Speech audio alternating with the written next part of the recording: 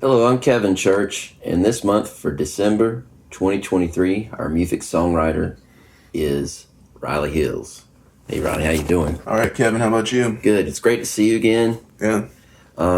Can't wait to introduce you to our fan base, and they can get to know you a little bit. Yeah, glad to be here. So tell us about your musical journey. Like, did you come from a musical family?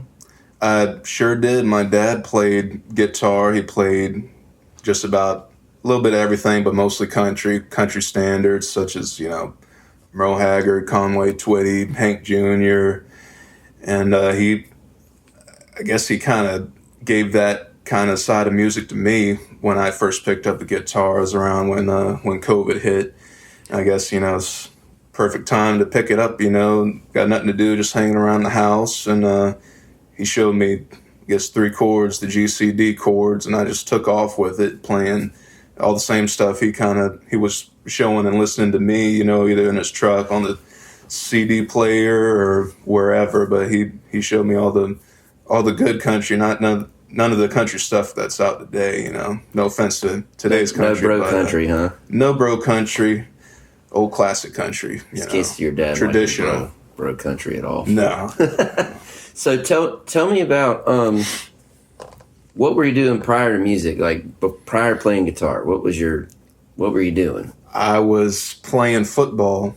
I guess I started probably when I was 6 or 7 in rec league, flag football the first year, and then I got into rec league with full pads, and I played from then on all the way throughout high school. I was always a lineman, so I always had the stature of a lineman. So I was playing either defensive line or offensive line, and then eventually high school I settled for offensive line, playing left guard for Wando for all 4 years. Started on JV my freshman and sophomore year, and then my junior and senior year I got to be on varsity starting left guard. I got Wando. You. So you played football, you played sports, you weren't really doing anything with music. No, nothing to do with music, no. Okay, so what got you into music? Like when you were young, something triggered you to enjoy it and want to... Oh, Taco. I guess the first time I really fell in love with music or a singer, an artist, was my dad. I think it was 6th grade, and my dad put in Frank Sinatra, the Reprise collection CD or whatever, and I listened to all the good ones, Fly Me to the Moon, Luck Be a Lady, all the good Sinatra stuff, and I delve into that ever since I heard his voice. I've been listening to some of his earliest recordings with All or Nothing at All, or I'll Never Smile Again. I think that music is probably one of my favorites to listen to. It's definitely my comfort music. Just listening to Sinatra is definitely a treat. It's very cool. That's awesome, man. So, football player who loves Sinatra. Yeah. All right. What else did you do in high school while you were, in the middle of I was all that? also a part of theater. Okay. I did a few shows with some theater companies like south of Broadway, North Charleston. They had some plays like for kids to come up and do. They had junior versions of musicals we do. I did I did Legally Blonde Junior, Shrek Junior. I guess you could probably tell who I played. I played in Elf Junior. I played Buddy the Elf. Okay. Which was very, very interesting. I had the whole elf I bet that outfit. was fun. I came in riding on a scooter, singing. Oh my God, that was fun.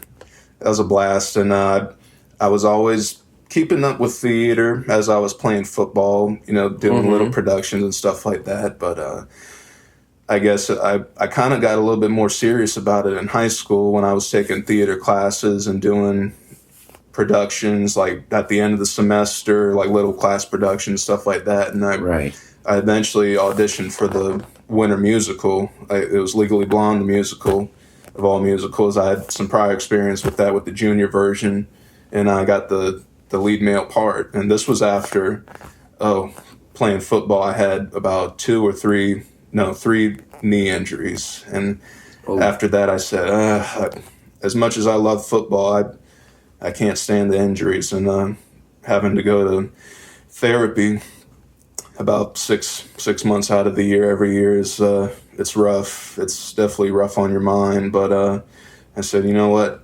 After all this football, I'm going to give theater a try, even musical theater.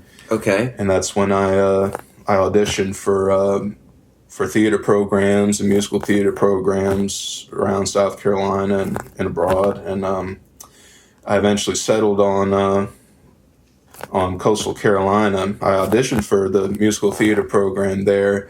I didn't end up getting into the theater program, but I went through the singing portion of my audition. I got an email about a week after the audition, hoping to hear from the theater department. And you're in the musical theater program, but no, it's from the music department. It's from the chair, Dr. Jones, who ended up being my voice teacher. And he said, we really enjoyed your singing audition. Would you be interested in studying music? Wow. And I said, Doc, well, I love listening to music. I love listening to Sinatra and other stuff, musical stuff. And I said, why not? So I rolled with the flow. I took that up and got a partial scholarship to study music. Little did I know it was going to be a lot of classical music, but Right. I went right with it, and I just fell in love with the classical music. It's very interesting. I ended up singing with the concert and chamber choir all 4 years of college, and we sang some oratorios, some chamber music, and we studied a lot of foreign language stuff, which is definitely out of my boat. I never thought I'd be doing that 3-4 years earlier. I thought I'd Right. be playing football somewhere or acting somewhere. But I ended up studying a lot of German, Italian, French art songs, and getting voice lessons and being a part of some cool musical experiences over at Coastal Carolina. And I really enjoyed those 4 years. I think that it really built me up as a musician, coming from not knowing anything about playing music or theory or ear training or anything like that. And I guess I got to be an okay sight reader, singing Gotcha. in a choir and Right. learning how to be more musical. So as you were progressing through all this and learning everything you were learning, Yeah. and being in the music program there, I understand that you have intro to piano, you have intro to voice, you Yeah. have all that. So you play piano too? Yeah, I do play piano. Technically, it was the first instrument I ever learned. I had to take class piano my first 2 years of college, and just learning scales, 5-finger patterns, eventually building up to playing like little minuets and stuff like that. But it wasn't so easy at first. Had a lot of catching up to do, and eventually by the end of the semester, I ended up passing the class pretty good, I guess, and just sailing on from there. Just taking, they told us when we got there, be a sponge, get everything you can out of the music and apply it to every single thing you do, and you can take it wherever you want. I took that to heart when I did piano, and eventually picked up the guitar and just kept trying to apply things in different areas. So as you were learning, and as you got all this exposure to all these different art forms of music, Yeah. all these different cultures doing music. Okay, so you grew up listening to Sinatra. That's right. That was your comfort music. Oh yeah, Sinatra, Dean Martin, the Rat Pack. I listened to all the old 40s stuff too. Mm-hmm. Listened to Johnny Mathis is another one. Even some instrumental music, stuff like the Glenn Miller Band, Right.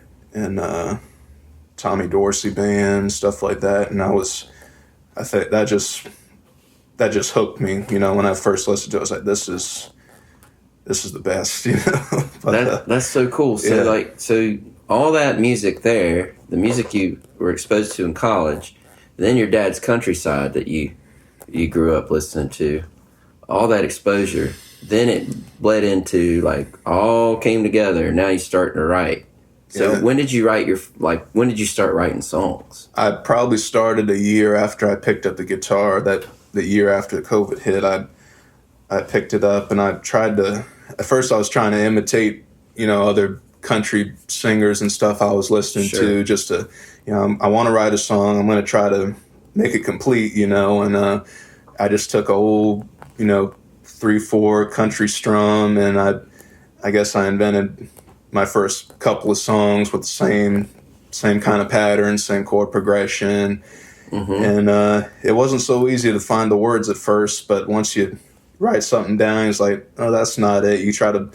The more you write, the closer you try to get to what you really want to say. I got you. And I learned that with my first couple of songs, to write until you find what this has got to be, not something it could be. You got to know the heart of the song when you perform it, when you write it, because that's where the love comes in for music and everything like that, Yeah, I understand. And I also hear something like it's telling me as I'm listening to you is that theater had a part in that too. Oh, sure. Performing, just knowing the heart of it, you're able to perform it better too. So you're able to feel it more. Be like, this doesn't really relate. This isn't, I'm not feeling this. And keep writing till you get it. And that's pretty cool, because a lot of people that haven't done theater, they struggle with trying to get their emotion out, or they try. But you have that advantage too, to where you can be like, okay, I can see myself on stage or in front of a group pouring my heart out with these lyrics, versus where you might be a starting point or a midpoint as you're like crossing out, or whatever you're doing, like to get it to where you want it to be. The rewrite. Yeah, sure. The things I've heard too, just to share with you, man, is like I've heard other artists in Nashville say the best songs aren't written, they're rewritten. So, talking about writing songs, does the music come to you first, or do you go with words? What's your process when you're writing? Generally, it is the music first. Very, very rare do I start with words. Every now and then, like if I think of a lyric, I'll write it down and I'll store it when I need it. I think it's like I was listening to a Bruce Springsteen interview, and he's like, it's like pulling and plugging in parts like a car. You put this in over here, drag it into over there, and stuff like that. And that's kind of what I prescribe to, whatever fits, but I do start with the music first, and I get a feel for, first I usually start with the progression, and then I feel it out, and like, what is it singing to me? What is it speaking to me? And, it's like, what's it saying? It's like if music could be spoken into words, there's no need for it, so it's whatever you feel. And if you write it down, you start with that, and generally you build it up, and hopefully it's a complete song by the end. Sometimes it's months or maybe even a year down the road where it comes to fruition and it gets complete, but it's not most songs you write, it's not easy, and if it was easy, everybody would do it, but it's fun, and I love it, and I've written a few songs so far. I've probably around 10 or so, but every time it's something new, and it's always like a puzzle, Oh yeah. Finding the right piece in the right place, and but man, do I enjoy it. It's definitely fun to do. It's what I've been playing around town with my sister, playing bass behind her for a couple years now around Charleston. Even downtown, we've been playing a lot at places like the Mills House and slightly north of Broad Restaurant. Right. And it's been a blast, 3-hour gigs, and it goes by like that, when you're having fun playing music and just performing, and it's been a blast, this past couple of years. That's wonderful. So I guess we're to the point now where we're going to ask you, or I'm going to ask you, what song are you going to play for us today? we'll be joining in on? I'm going to play a country waltz, or I guess a country folk waltz called Jesse. Okay, tell us about it. Jesse is it's about personal experiences, stuff that happened, and I found the progression. I guess this was around the time I was starting to write my first few songs, and I've had this kind of melody in my head. It's like da na na na na na na na na, and I said, okay, I got to put this down, and finally got the progression worked out on the guitar, and then I just kept writing, and I think I've had the chorus like the first week of writing the song, but then I think I let it sit for about a month or two, and I went back and I added a couple of verses to it, and I really enjoyed it. It's a fun little country waltz, I feel like, so I'm proud of it. Yeah. Very cool. Well, we have Karen Egan coming to play with us today, and can't wait to hang out with you and play on it. Awesome. And we're glad to have you on. It's a pleasure, and happy to hear about your journey. It's really killer to have a football player musician here on, and it's just cool to hear like you didn't get started till 3 years ago in the songwriting world. Yeah. That's awesome, pretty man. much, yeah. And I wish you the best and most success. Thanks, man. Thanks, Kevin. Thank you, Riley. Yeah. Riley Hills, everybody. We good to go, or? Yeah, bud. All right. This is Jesse.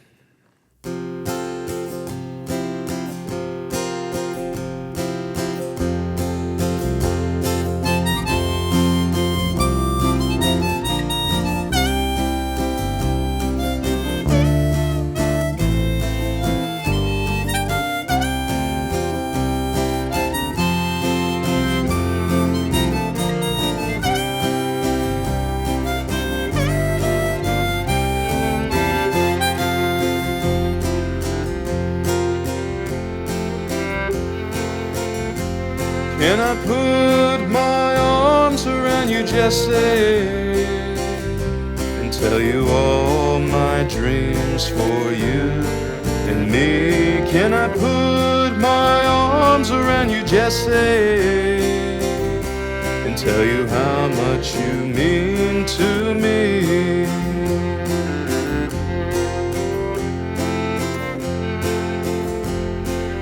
I always knew from the day I met you, there was something that drew me to you.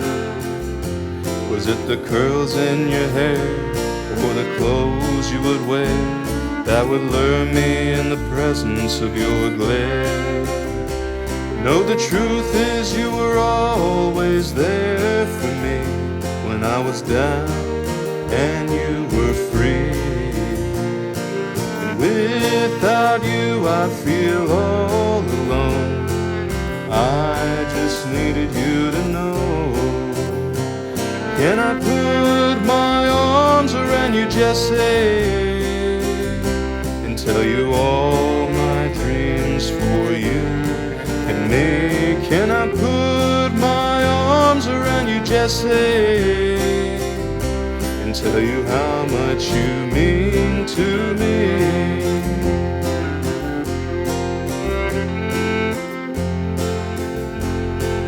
I tell myself every time I see you how lucky I'd be to have you, to have someone to talk to, someone who cares, who will never destroy the love that we share.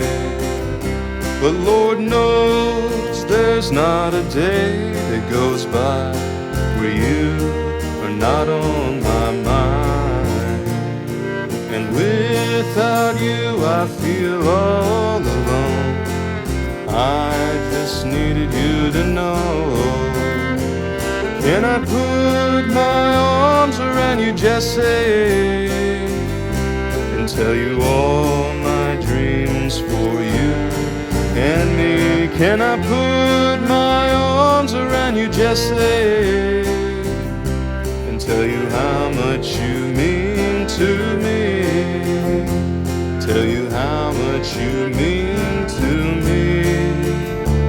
Tell you how much you mean to me.